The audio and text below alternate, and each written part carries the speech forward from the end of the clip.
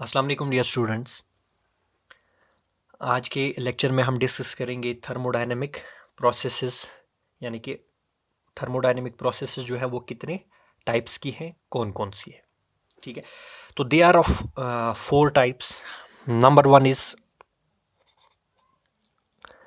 Isothermal process.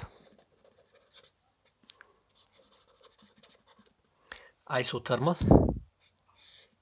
Process. Number 2 is isobaric, number 3 is isochoric, and number 4 is adiabatic process. But let's first discuss isothermal process. इसको आप कैसे समझेंगे? Iso means same, thermal means temperature, यानी कि ये वो process है जिसमें टेम्परेचर सेम रहेगा। सपोज हमारे पास लेट्स कंसिडर एक सिस्टम है, मतलब इसमें गैस है और गैस का प्रेशर है P से P1, वॉल्यूम है V1 और टेम्परेचर है T। ठीक है, अब ये सिस्टम कोई प्रोसेस करता है and now the system change to state, this state second state. अब इसका प्रेशर है P2, वॉल्यूम है V2, बट अगर इसका टेम्परेचर सेम रहा तो पहले था T, अब भी T है। ठीक है, तो ये प्रोसेस कौन सी प्रोसेस होगी? Isothermal process. ठीक है, अब अगर आप देखोगे यहाँ पे अगर पिस्टन होगा तो पिस्टन मूव हुआ होगा अपवर्ड्स। ठीक है, यहाँ से यहाँ तक, इसका मतलब यहाँ पे वर्क हुआ। नाउ इंटरनल एनर्जी अगर हम देखेंगे, पहले इस सिस्टम की इंटरनल एनर्जी थी, इस गैस की इंटरनल एनर्जी थी U1। ठीक है, बाद में भी इसकी इंटरनल एनर्जी U1 ही होगी। क्यों? क्योंकि टेम्परेचर सेम है, आइसोथर्मल प्रोसेस है, तो temperature does not change. Temperature change होने की वजह से इंटरनल एनर्जी चेंज होती है, because internal energy is directly dependent upon temperature. अब टेम्परेचर तो चेंज नहीं हुआ, मीन्स कि there is no change in internal energy, तो यहाँ पे डेल्टा U क्या होगा? 0। तो in isothermal process there is no change in internal energy. लेकिन आप देख रहे हैं कि वॉल्यूम बढ़ गया, वॉल्यूम बढ़ गया। वॉल्यूम अगर बढ़ गया तो इसका मतलब सिस्टम ने, गैस ने कुछ वर्क किया। ठीक है, लेट वर्क बी W। ठीक है, तो अगर आप देखेंगे जो अमाउंट ऑफ हीट है, suppose amount of heat supplied is delta Q। ठीक है, according to first law of thermodynamics जो अमाउंट ऑफ हीट सप्लाइड है वो किस किस काम में आता है? एक तो इंटरनल एनर्जी बढ़ाने में और वर्क करने में। यहाँ पे इंटरनल एनर्जी तो बढ़ी नहीं, तो इसका मतलब जो हीट सप्लाई यहाँ से बाहर से हुआ सराउंडिंग से, वो पूरा का पूरा कन्वर्ट हुआ इनटू वर्क। ठीक है, तो this process is isothermal process. Number 2 is isochoric process. ये वो प्रोसेस है जिसमें वॉल्यूम फिक्स रहेगा, वॉल्यूम फिक्स रहेगा। यही गैस हम ले रहे हैं सपोज एक कंटेनर में, और कुछ प्रोसेस होने के बाद यही गैस है, यही कंटेनर है, यानी कि वॉल्यूम तो फिक्स रहेगा। ठीक है, मान लीजिए पहले इसका टेम्परेचर, पहले इसका प्रेशर था P1, वॉल्यूम था V, टेम्परेचर था T1। अब बाद में प्रेशर हो गया P2, वॉल्यूम तो V ही रहेगा, टेम्परेचर है T2। अब पहले इंटरनल एनर्जी होगी से U1, बाद में इंटरनल एनर्जी होगी U2। तो इंटरनल एनर्जी तो बढ़ गई, ठीक है, चेंज हो गई क्योंकि टेम्परेचर चेंज हो गया। ठीक है, तो यहाँ पे चेंज इन इंटरनल एनर्जी जो डेल्टा U है, that is U1 U2 minus U1 final minus initial. ठीक है, अब यहाँ पे आप देख सकते हैं कि वॉल्यूम तो चेंज नहीं हुआ। वॉल्यूम जब चेंज नहीं हुआ यानी कि डेल्टा V जो है, change in volume, that is zero, that is zero. इसका मतलब work done by the system is also zero. ठीक है, तो सिस्टम यहाँ पे कोई काम नहीं कर रहा है। तो इसका मतलब जो यहाँ से इसने हीट लिया डेल्टा Q बाहर से सराउंडिंग से, दैट इज इक्वल टू क्या होता है according to first law of thermodynamics? वो हीट एक तो हमें देगा change in internal energy plus work. अब यहाँ पे वर्क हुआ नहीं, तो सारा का सारा जो हीट इसने लिया सराउंडिंग से वो किस काम आया? To change the internal energy of the system.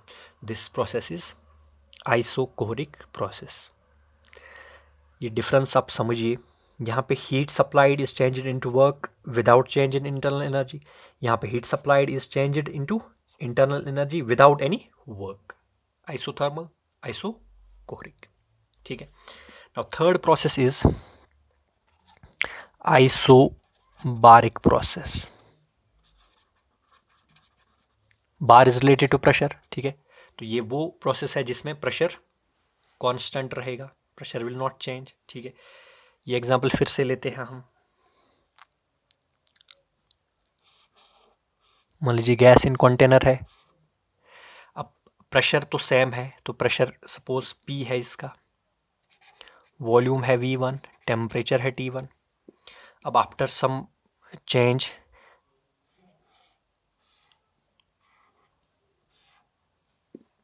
इसका प्रेशर तो P ही रहेगा क्योंकि आइसोबारिक प्रोसेस है, volume V2, temperature T2।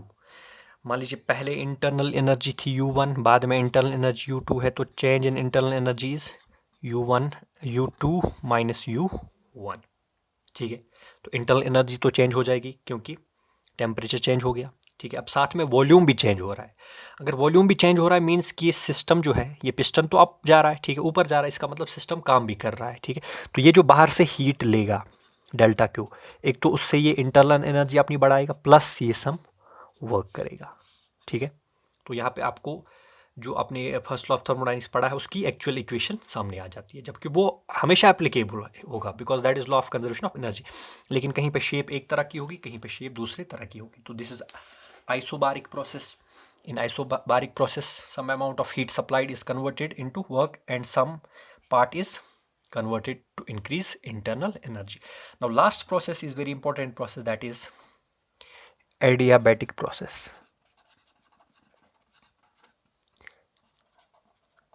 Adiabatic process. मान लीजिए हमारे पास यही एग्जांपल है,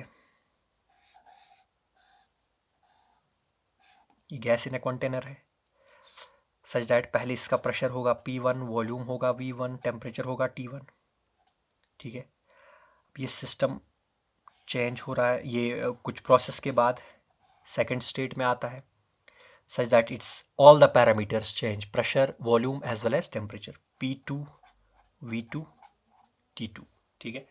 तो इसका स्टेट चेंज हुआ, प्रेशर, वॉल्यूम, टेम्परेचर, तीनों फैक्टर्स, तीनों पैरामीटर्स चेंज हुई। बट यहाँ पे जो कंडीशन है, यहाँ पे हमारे पास सिस्टम के ऊपर ये रिस्ट्रिक्शन है कि सिस्टम जो है ये कंप्लीटली आइसोलेटेड है फ्रॉम सराउंडिंग्स, ठीक है। तो ये सराउंडिंग से कोई हीट एब्जॉर्ब नहीं कर सकता, ना उसको दे सकता। यहाँ पे जो डेल्टा क्यू है दैट इज 0। तो such a process in which there is no exchange of heat is called as adiabatic process. अब यहाँ पे आप देख सकते हो वॉल्यूम तो चेंज हुआ, टेम्परेचर भी चेंज हुआ। मान लीजिए पहले इंटरनल एनर्जी थी U1, बाद में इंटरनल एनर्जी U2 हो गई। तो change in internal energy delta U is equal to U2 minus U1। तो इंटरनल एनर्जी भी बढ़ गई, ये चेंज हो गई, साथ में वॉल्यूम भी चेंज हुआ।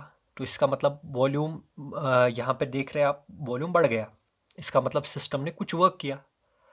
सिस्टम ने वर्क किया सपोज W, लेकिन वर्क करने के लिए एनर्जी चाहिए, ठीक है, लेकिन बाहर से इसको हीट एनर्जी नहीं मिल रही है।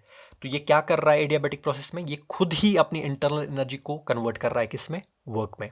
तो पहले इंटरनल एनर्जी ज़्यादा होगी, बाद में इंटरनल एनर्जी कम होगी, ठीक है। तो जो डिफरेंस होगा वो वर्क डन के बराबर होगा, U1 माइनस U2, क्योंकि U1 ज़्यादा है, U2 कम है। नाउ इसको और इसको अगर हम देखेंगे, रिलेशन बनाएंगे, तो W हमें मिल जाएगा किसके बराबर, माइनस डेल्टा U के बराबर। इसका मतलब जितना सिस्टम ज़्यादा काम करेगा उतना इंटरनल एनर्जी कम हो जाएगी उसमें एडियाबैटिक प्रोसेस में, क्योंकि बाहर से तो कोई हीट एनर्जी नहीं मिल रही है। तो this is the correlation between the 4 thermodynamic processes. Thank you.